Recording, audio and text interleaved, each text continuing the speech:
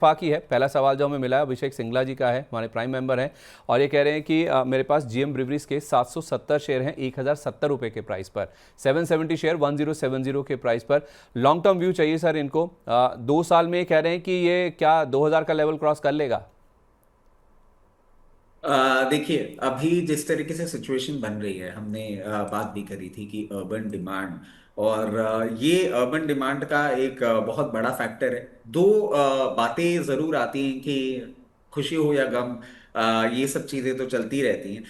मगर हाँ, मैं आपको एक चीज बोलूंगा, बहुत ज्यादा अभी बुलिश स्टांस अपना नहीं आपको बना के चलना चाहिए, क्योंकि एक और फैक्टर जो है, जिस तरीके से हम देख रहे हैं कि ग्लास और एनर्जी क्राइसिस के कारण जो इन्फ्लेशन, फूड इन्फ्लेशन भी बढ़ने की बात हो रही है।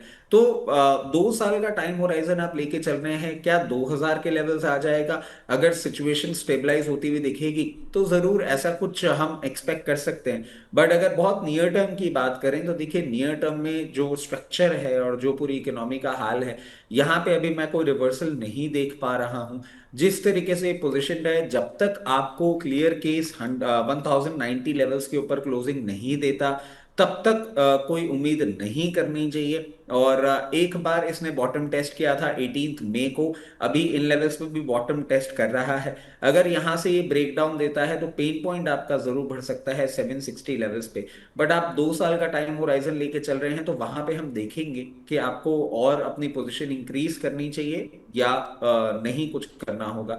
आपके लिए एक ही इंपॉर्टेंट लेवल है 1088, 1090, ये एक बार क्रॉस करेगा तो फिर आपको मीडियम टर्म में वापस 1400 के लेवल्स दिखा सकता है। 2000, 2 साल टाइम है, देखते हैं कैसे मूव करता है। लाइकली है, लेकिन सिचुएशन वैसी मूव करनी चाहिए और कुछ गतिविधियां ऐसी होनी चाहिए कि ऐसा माहौल बन जाए। पहले तो 1080 पार हो जाए, फिर आप 1400-1500 की उम्मीद करें।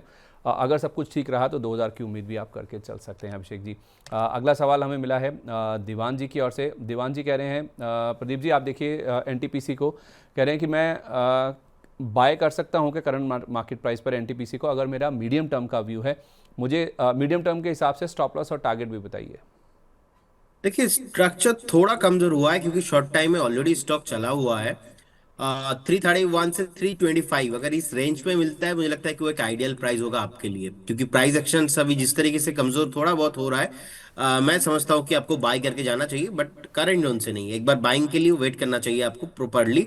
देन आपको फिर से टारगेट पे 385, उसके बाद 435 and above all time high पे आपको आते हुए दिखाई देंगे।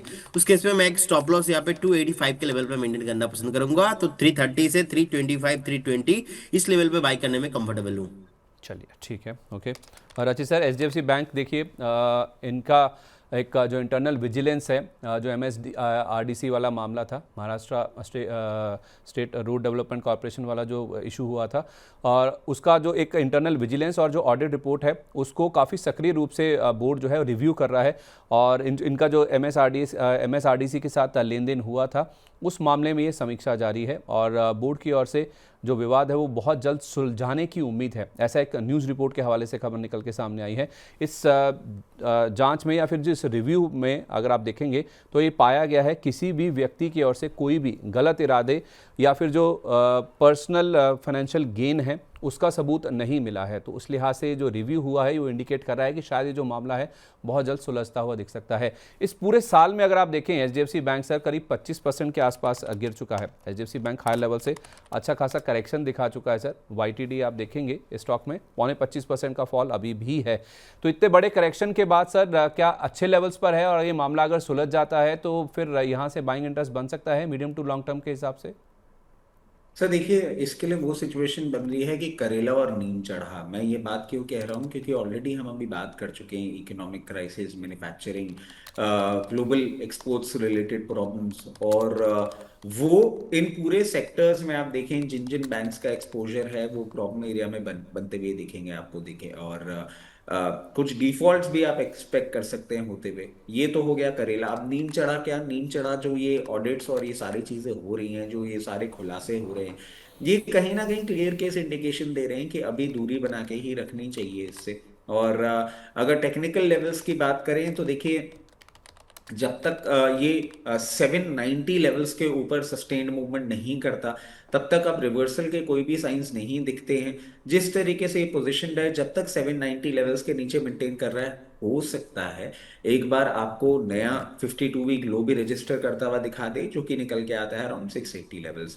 और सर मैं रिमाइंड करना चाहूंगा, जनवरी फरवरी के महीने से ही 900 सवा 900 रुपए के लेवल पे ही हम डिस्कस भी किए थे कि इसमें कुछ ना कुछ तो प्रॉब्लम चल रही है। 28 हफ्तों से ये रेंज नहीं ब्रेकआउट कर रहा है। रेस्ट इज हिस्ट्री, कहीं ना कहीं वो दिख भी रहा है जो हमने उस टाइम डिस्कस किया था। तो 680 का वेट कर लें फिर अभी? बिल्कुल सर, मतलब भाग के पकड़ने वाली सिचुएशन ही नहीं है। मार्केट में जान नहीं दिख रही, बैंक निफ्टी में जान नहीं दिख रही, कोर मार्केट और इकोनॉमी में जान नहीं दिख रही। तो होता क्या है ना सर, देखिए एक कंजर्वेटिव आदमी बोलता है कि यार मैं 2 रुपए महंगा खरीद लूंगा मगर मुझे पहले कंफर्मेशन मिले। जब तक नहीं मिलता है तब तक मैं दूरी बना के रखने में ही ज्यादा कंफर्टेबल रहूंगा। ठीक है, परफेक्ट है, ओके। प्रदीप सर, दो ब्लॉक डील हुई हैं आज, एक लेंसकार्ट में और दूसरी जो ब्लॉक डील हुई है वो हुई है एक जीएमआर एयरपोर्ट्स में। 5.5 करोड़ शेयरों के आसपास लेंसकार्ट में हुई है, 2,873 करोड़ में 508 रुपये 50 पैसे के दाम पर। और जीएमआर एयरपोर्ट्स की जहाँ तक बात है, 19.5 करोड़ शेयरों का बड़ा सौदा हुआ है, 1906 करोड़ रुपए में 97 रुपये 75 पैसे का दाम है। इन दोनों स्टॉक्स में सर ब्लॉक डील के बाद अब क्या व्यू होना चाहिए?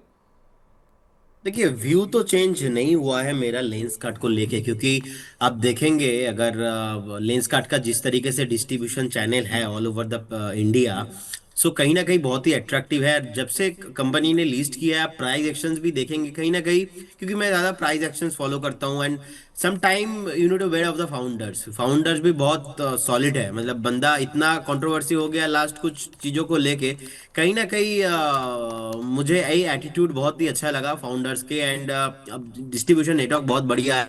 अब देखेंगे 358 360 का आईपीओ दिन का जो लो था, उसके बाद से कभी स्टॉक 400 के नीचे नहीं गया। सो प्राइस एक्शंस भी यहाँ पे स्ट्रेंथ दिखा रहा है। मैं समझ पा रहा हूँ कि ऐसे बिल्कुल आपको बने रहना चाहिए। रिसेंटली जो रिजल्ट भी आया था कहीं ना कहीं, उसके बाद 500 के ऊपर होल्ड करना मैं समझता हूँ कि बने रहना चाहिए। मुझे लगता है कि अगर आप थोड़ा टाइम देके जाते, बस थोड़ा टाइम का ही आपको व्यू व्यू से देखना पड़ेगा इसको। 1.5 2 साल का व्यू इजीली आपको 1,000 1,200 एंड अबव करेंट जोन से आपको all time high, and current zone से आपको 80 90 100% आरओआई यहाँ पे आपको मिलने का पॉसिबिलिटीज है। ये बिजनेस मॉडल बहुत अट्रैक्टिव है, न्यू जनरेशन एंटरप्रेन्योर्स है। एंड कहीं ना कहीं मुझे लगता है कि बने रहना चाहिए। जीएमआर एयरपोर्ट अगर आप देखेंगे, बीच में थोड़ा बातचीत हो रहा था जब ये 108 एंड 10 के आसपास आया था। बहुत सारे लोगों ने भी डिस्कशन किया, और कहीं ना कहीं एयरपोर्ट वाला ये जो थीम है ना, ये जो थोड़ा बहुत लड़ाई झगड़ा चल रहा है, इस वजह से थोड़ा बहुत ये वाला जो एक मूव है, स्टोरी है, थोड़ा अभी दम गया है।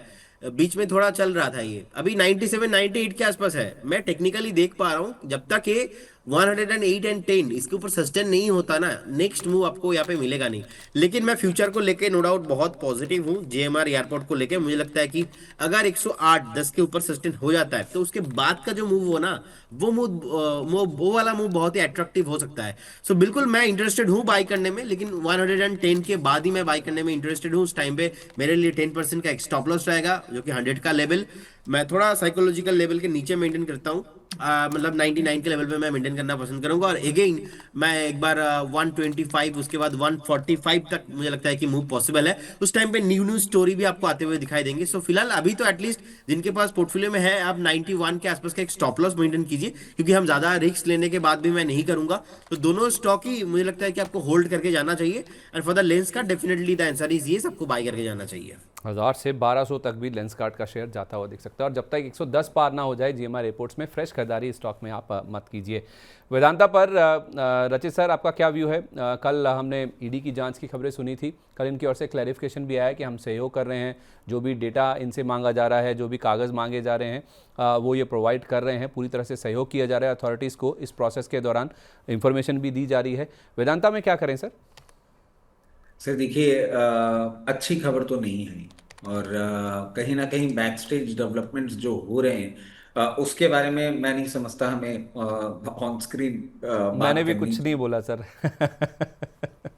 पेन पॉइंट सर और बढ़ सकता है इसके लिए। और हाँ, रीसेंट टाइम्स में आप देखें टेक्निकल चार्ट्स भी हायर लेवल पे यही कुछ इंडिकेट भी कर रहे थे, जो एक कर्व आ गया था मूवमेंट में एक अच्छे रनअप के बाद, और इस न्यूज की बैकिंग के चलते हो सकता है अभी आपको फर्दर लोअर लेवल देखने को मिले।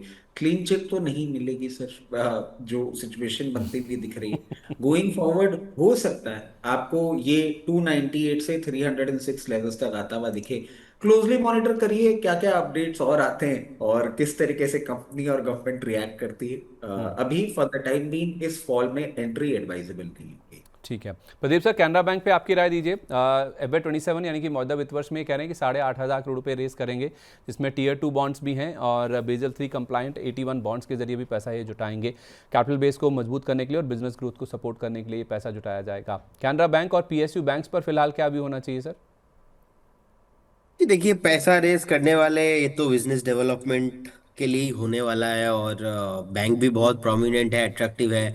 सो 128 के आसपास का भी प्राइस चल रहा है। मैं समझ पा रहा हूँ कि एक बनना आपको 115-16 तक मिल सकता है, क्योंकि ओवरऑल एनवायरनमेंट तो आप देख ही रहे हो कि इतना बढ़िया अभी चल नहीं रहा है मार्केट। तो इमीडिएटली लेवल पे यहाँ पे एग्रेसिवली बाय करने का सलाह नहीं रहेगा। अगर 112-15 के आसपास आता है तो मुझे लगता है कि उस टाइम पे आप एक्यूमुलेशन करके जा सकते हैं। एंड अगर आपके पोर्टफोलियो में है, थोड़ा व्यू 1.5-2 साल वाला होना चाहिए, मतलब नेक्स्ट 2-3 महीना 4 महीने का व्यू ऐसे PSU बैंक पे होना नहीं चाहिए। मेरे तरफ से तो बाई करने का सलाह रहेगा अगर 110 से 12 से आसपास आता है। एंड कोई प्रॉब्लम नहीं है, होल्ड कीजिए, बने रहिए स्टॉक के साथ। ठीक है, ओके। अदानी पोर्ट्स पर रचित सर, क्या व्यू है? जो इनके जो मई के बिजनेस अपडेट्स आए हैं, कार्गो वॉल्यूम तो अच्छा ग्रो किया है इनका, 16% के आसपास की ग्रोथ है, लेकिन जो रेल वॉल्यूम है उसमें 19% की कमी आई है। तो पोर्ट ऑपरेशंस तो ये बता रहे हैं कि एक स्टेडी ग्रोथ देखने को मिल रही है, लेकिन जो रेल वाला पार्ट है वो थोड़ा कमज़ोर होता हुआ दिखा है। अदानी पोर्ट्स और अदानी ग्रुप के स्टॉक्स पर क्या नज़रिया है आपका? आपका पसंदीदा शेयर इस पूरे स्पेस में? सर देखिए, वैसे मैं थोड़ा सा दूरी बना के ज्यादा रखता हूँ इस ग्रुप के साथ। और बट पोर्ट की अगर हम बात करें, देखिए डेफिनेटली नंबर्स इंस्पायरिंग है। और रेलवे की जो बात है ना सर, तो रेलवे का मैं एक कनेक्शन और निकाल देता हूँ कि लास्ट वीक ही हमने एक खबर ये भी देखी थी कि अराउंड 40,000 करोड़ गवर्नमेंट कभी भी अनाउंस कर सकती है, और around 1 lakh wagons goods train में इंट्रोड्यूस करते हुए देखे जा सकते हैं, क्योंकि क्रूड और उसका जो रिलेटेड इन्फ्लेशन है जो हमारे लॉजिस्टिक सपोर्ट में आपको देखने को मिल सकता है, उसका क्लियर केस इमीडिएट सोल्यूशन यही दिखता है, क्योंकि मेजर हमारी जो रेलवे लाइंस हैं वो इलेक्ट्रॉनिक सपोर्ट पे चल रही हैं। मैं समझता हूँ गोइंग फॉरवर्ड 1-2 क्वार्टर में जैसे जैसे ये सिचुएशन स्टेबलाइज होगी, आपको रेलवे के नंबर्स भी अच्छे देखने को मिलेंगे। इतनी जियोपॉलिटिकल टेंशन में जिस तरीके से नंबर्स आए हैं, जब तक 1760 के ऊपर मेंटेन कर रहा है, आपको नया हाई भी रजिस्टर करता हुआ दिखा सकता है 1880 1940 लेवल्स। और सर बहुत ज्यादा अभी बोलना गलत हो जाएगा, बट ये जो VDL की सिचुएशन खड़ी होती हुई दिखी है, और इस पे अब जिस तरीके से बैकलैश मिल रहा है ना, हो सकता है कि अंडर प्रेशर गवर्नमेंट को इवेंचुअली अडानी पे भी कोई एक्शन लेना पड़े। थोड़ा सा इस ग्रुप पे एक्शन मतलब थोड़ा सा इस ग्रुप पे थोड़ा सा मतलब हल्का हाथ रखिएगा, क्योंकि इस बार जो इंटरनल डेवलपमेंट दिख रहे हैं ना, वो बहुत ज्यादा फेवरेबल अभी दिख नहीं रहे हैं अडानी ग्रुप के लिए। तो आप कह रहे हैं कि अदानी ग्रुप के शेयरों से दूरी बना के रखें? सर अभी फॉर द टाइम बिंग, क्योंकि होता क्या है ना, मतलब मैं चलिए अभी बात कर ही रहे हैं तो आपको एक बात जो मैं कहना चाहूंगा कि क्या होता है कि ठीक है, आपके एडजस्टमेंट्स जो भी हो रहे होते हैं वो आप प्ले कर रहे होते हैं, बट वो एडजस्टमेंट्स प्ले करते करते एक बार आप इतना ओवर दी बोर्ड चले जाते हैं और ओवरडू कर लेते हैं ना, कि अगर सामने वाली पार्टी बिल्कुल हॉर्न्स ब्लॉक करने पे आ गई, और जिस तरीके से हमने अग्रवाल साहब की हिस्ट्री देखी है, वो चाहे कांग्रेस रेजिम हो चाहे बीजेपी हो, जो उनको सही लगता है बोलते जरूर है, एम्पलीफाई हो सकता है मामला। थोड़ा सा दूरी बनाएंगे तो बेटर रहेगा। नहीं, ठीक है, जिसको खरीदना है सर वो वेट कर लेगा, वो वाली बात क्लियर होगी। जिनके पास है पोजीशन उनके लिए क्या राय होगी? सर 1760 का स्टॉप लॉस आपको बोले ना, अडानी पोर्ट में 1760 के स्टॉप लॉस के साथ। मतलब बाकी स्टॉक्स में पूछ रहा हूँ, ठीक है, इसका तो हो गया, बाकियों में भी स्ट्रिक्ट स्टॉप लॉस के साथ पोजीशन रखें अगर बाय हाँ सर, पोजीशन है। स्टॉप लॉस जरूर, स्टॉप लॉस जरूर, क्योंकि सर मैं एक और चीज आपको अभी इसमें इंड्यूस कर देता हूँ। बहुत इनिशियल स्टेज होगा, बट बातें ये आ रही हैं कि इस बार थोड़ा सा इंटरनेशनल इन्वॉल्वमेंट भी होता हुआ दिख सकता है ओके। इस पूरे मामले में। और ये अगर होता है तो फिर सर लंबी प्रॉब्लम बड़ी होती हुई दिख सकती है। मतलब अदानी साहब के लिए कुछ मुश्किल दौर आ रहा है, आप इंडिकेट कर रहे हैं, तो उस चीज़ को ध्यान में सर रखते लग हुए रहा है ऐसा। आप देखिए, वो बोलते हैं ना कि जब तक एक वो कहावत भी है ना कि कौन थानेदार तो डर काहेगा। वो वाली चीजें अपनी जगह है, मगर अगर इंटरनेशनल फोरम पे कोई चीज उठ गई ना, तो थानेदार हो या कोतवाली हो या सीएम हो, सब एक बार तो सर प्रॉब्लम में आ जाते हैं। थोड़ा सा कॉशियस अप्रोच रखेंगे, क्योंकि वही है ना, जब आपको पता है कि प्रॉब्लम्स वैसे ही हैं और उस पे अगर वो ये भी करेला और नींचा बन गया एचडीएफसी बैंक की तरह, तो फिर बाद में सर पीटने से अच्छा अभी जो प्रॉफिट मिल रहा है बुक कर लीजिए। और भी स्क्रिप्ट्स हैं, उसमें ध्यान दे देंगे। नहीं, सही है, कोई दिक्कत की बात नहीं है। अगर कुछ है सिचुएशन ऐसी बन सकती है, आपने सही हाईलाइट किया है, मैं नहीं कहूँगा कंसर्न रेज किया है, हाईलाइट किया है। हो सकता है जब आपको पता है कोई चीज़ दिक्कत में हो सकती है, तो पहले ही क्यों ना सतर्कता बरती जाए, और उसी कॉशियसनेस की ही बात आप देखिए रचित सर कर रहे हैं। तो अदानी साहब के लिए हो सकता है आने वाले समय में कुछ थोड़ी सी दिक्कत बढ़ती हुई नजर आए, ऐसी आशंका है। अगर वो फ्रक्टिफाई होता है ये, तो फिर आपके लिए थोड़ी सी दिक्कत हो सकती है, अगर आपके ग्रुप में, आपके पोर्टफोलियो में अदानी क्योंकि ग्रुप के सर स्टॉक्स इसमें हैं। एक और चीज मैं ऐड कर देता हूँ। आप ये देखिए कि इंटरनेशनल मीडिया का और कुछ कुछ इंटरनेशनल महकमे जो होते हैं ना, कुछ कुछ नाम हम सुन ही रहे हैं, वो कॉकरोच पार्टी, वो 6 तारीख को धरना, और वो सारी चीजें जो अब डेवलप होती हुई दिख रही हैं। कुछ कुछ आप देखें सोशल मीडिया पे भी और मीडिया पे भी अब बहुत ज्यादा बैकलैश देखने को मिल रहा है। इतना हल्के में नहीं लेना चाहिए सर, ये किसान आंदोलन वाली बात नहीं लग रही है, ये मामला उससे ज्यादा गहराता हुआ दिख रहा है। तो ये जो आप इजीली सारे काम कर रहे थे, थोड़ा सा कॉशियस हो जाएंगे, ज्यादा बेटर रहेगा। चलिए ठीक है, इससे भी पता चल गया कि अदानी ग्रुप के स्टॉक्स में आज इतनी नर्वसनेस क्यों देखने को मिल रही है।